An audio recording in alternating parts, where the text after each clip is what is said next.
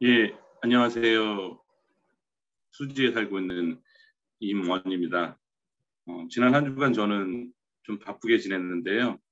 어, 제주도에 다녀왔다가 6.15 행사에 참석을 하고 정신없이 지내다가 마지막 마침표는 오늘 담화가 되겠네요.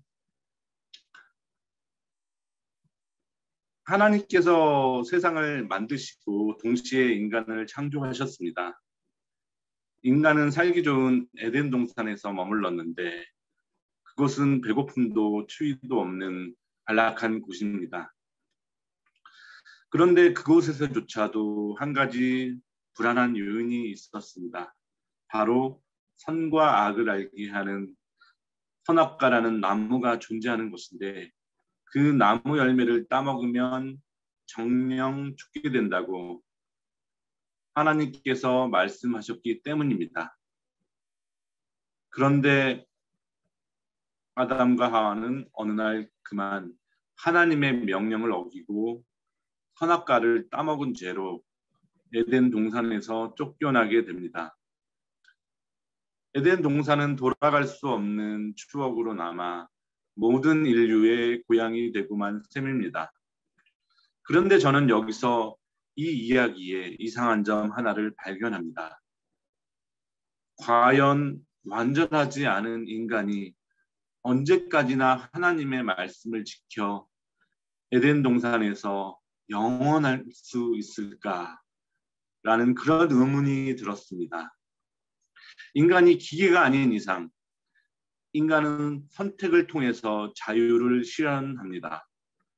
선악과를 선택한 인간은 하나님의 만든 에덴의 질서를 파괴하고 에덴 동산에서 쫓겨나게 된 것입니다.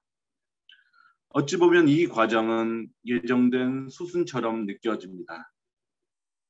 결국 하나님으로부터 창조되고 함께했던 인간이 하나님으로부터 분화되고 새로운 개척의 길을 가게 된 경위를 설명하는 것이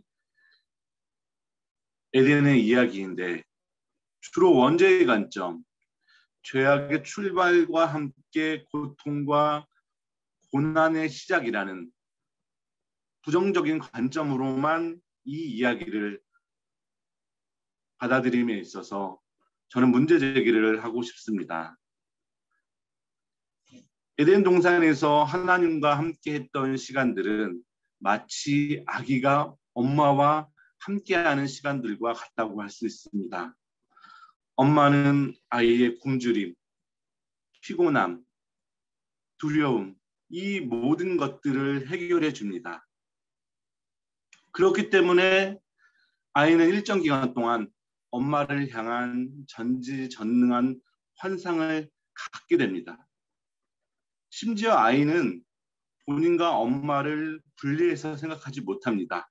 엄마가 자신의 일부 혹은 자신이 엄마의 일부로 착각하며 살 때가 있습니다.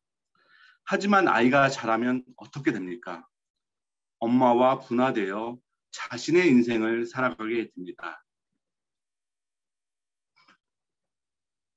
한 아이가 자라나는 과정을 인류의 문명이 발전해 나가는 과정으로 대입해 보면 어떨까요?